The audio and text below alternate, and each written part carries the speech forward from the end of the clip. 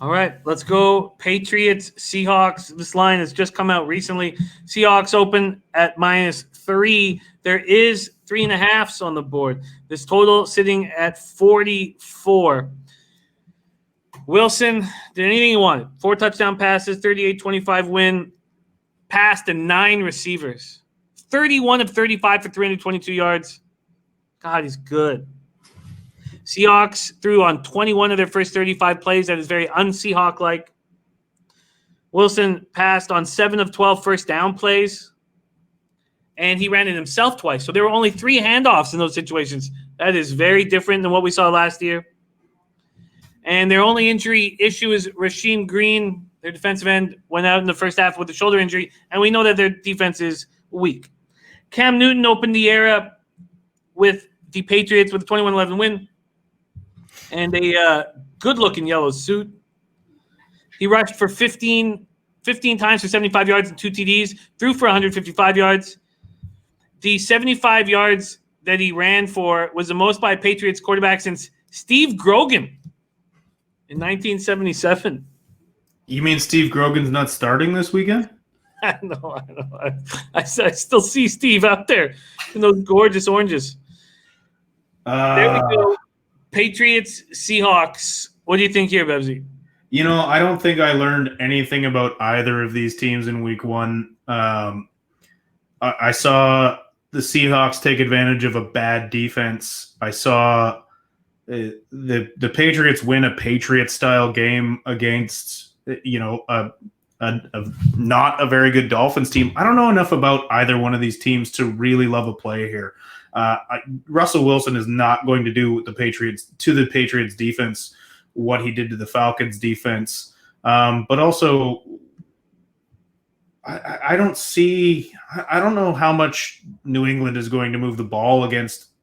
I think Seattle's defense is comparable to Miami's defense right now, and nothing I really saw out of New England last week inspired me to think that they can put up a ton of points.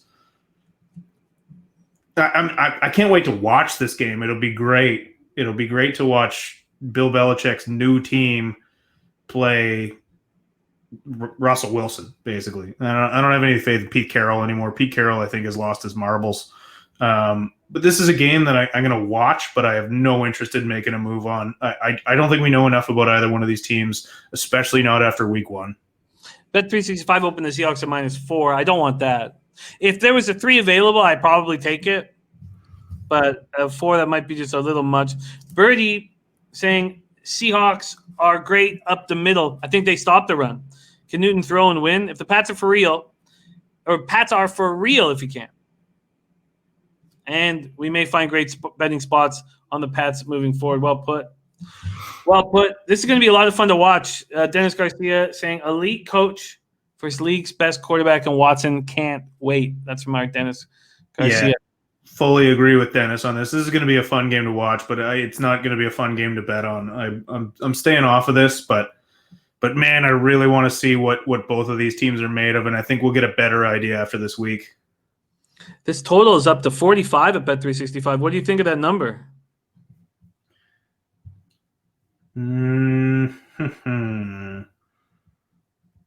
I think under is my first feel, but I'm going to sit with it for longer. Yeah, I feel like if anything, it's high right now because of how many points Seattle put up in week 1. But like I said, nothing about this weekend showed me enough about either of these teams to continue to making guesses. If anything, I'm more confused about Seattle. Yeah, I'm looking for this. Is going to be great fun. Scooty and Ricky Butt channel. Yes, we are going to be in action tomorrow morning. We are Xing the Saturday shows for myself. I'm going to be doing Tuesday, Wednesday, Thursday, Friday, and then Sunday morning with Bebsy. So Tuesday, Wednesday, Thursday, Friday, and Sunday. The Saturday will be fully focused on NCAA football with our guys, and I love that show so much. We have Connor Mack, DJ Big Boss, Big Ragu.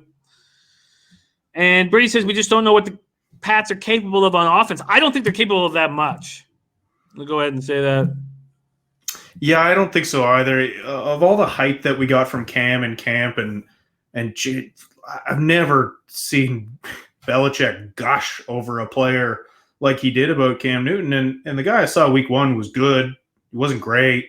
He was better than he's played in recent years, but he's been so badly injured. I agree with you there, Jimmy. I don't think Cam's going to be spectacular. This will be a watch game right now. Then we move on to our God. How much fun is that Sunday night game going to be? Then we move on to our Monday nighter. Our Monday nighter. It is the Raiders Saints. Saints open up at -6. The books are all over the place. There's 5.5s, there's 6s, there's 6.5s, and there's 7s. This total opened up at 51.5. It's now at 50.5. Man, did Jacobs look good? Oof. 93 yards, 3 touchdowns. Carr threw for 239 yards in the score.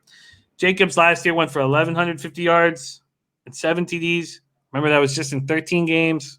Monster. Raiders scored on 6 of their first 8 possessions against that young Carolina defense that did not look good. After they went 3-0 on the first drive, they scored on 5 straight possessions. Very, very impressive, but problems. Injuries to both right tackles. Trent Brown, calf injury, first quarter. Sam Young, groin in the third quarter. Then they have to move Denzel Good to right tackle. That's their guard. They move him over to right tackle. For the Saints, Kamara gets the extension. Looks awesome. And then Breeze does not. 160 yards, 2 TDs. He did not turn the ball over, only 1 sack, but I don't know. I mean, it looked like 2 40-plus quarterbacks when we watched that Buccaneers Saints game. It didn't look like either of them were ready to lead their team to a Super Bowl. Raiders, Saints, take it away, Bebsy. Well, we read this just before we went live. We read that Thomas is out for potentially a few weeks. I really want to see what this Saints offense can do without Michael Thomas. He's really become Breeze's safety blanket. And, again, you watch Breeze and sure, his numbers might end up – his line looks good at the end of the day, but his arm is done too. Like, he looks old out there. He doesn't have the same zip. I don't know if I like betting on the Saints until I see what they're like without Michael Thomas. 5.5 is intriguing. That's the only one I would consider taking. I certainly don't like the 7s, but without Michael Thomas, who knows how they're going to roll. Kamara looked fantastic. And Sean Payton is one of the best offensive minds in football. He'll find ways to get guys open. Sanders is just criminally underrated as a route runner and a receiver. So maybe they'll still be good, but I need to see what this team is like without Michael Thomas. For me, it's a no play on this one as well. Did Josh Jacobs ever look fantastic? I don't know if injuries are going to hold that guy back. Injuries to the O-line, obviously not to him. Man, was he fun to watch. I love his running style. He runs mean. He runs like a 90s running back. He tries to go through people. It's such a beautiful thing to watch. He's so fun. But this is another game for me to sit back and enjoy the game and not place a bet. And a lot of it has to do with Michael Thomas being out. It's such a hard play with him. And frankly, they're going to have to use Breeze sparingly. I think last year him going down for a while, getting a rest while he was injured might have helped him. But that's not a man who's got a gun anymore, so I'm staying off it. Scott John says simple under. Simple under right now. I think the Raiders can keep this close. This total's gone for 51.5. Their offense impressed me last week, and man, did Ruggs look like a guy who can open things up for an offense. He's so explosive. They now have 2 incredibly explosive players, and they have Darren Waller, and they have Foster Moreau, and they have Jason Witten. Like, this is a talented offense for the Raiders, and if they put it all together, they could really, really be nasty. It's their defense that I question more than anything right now. It's hard to say. It's pretty early, but man, that 5.5 with Michael Thomas in, I'm on it. But without, I can't touch it. I mean, Birdie is a great point. He says Panthers had 4 rookies starting on D. But I think at home, the Raiders can keep this within 6, and that's what I'm getting at Bet365. It's -115. I don't think it lasts. We've seen other books go to 5.5. I'm going to pull the trigger. I'm going to pull the trigger on Raiders +6. Trigger pulled. Raiders +6. I think Raiders can keep this close. And then I look at my card, and it's all dogs except the Chiefs and the first half Ravens. I'm liking my card.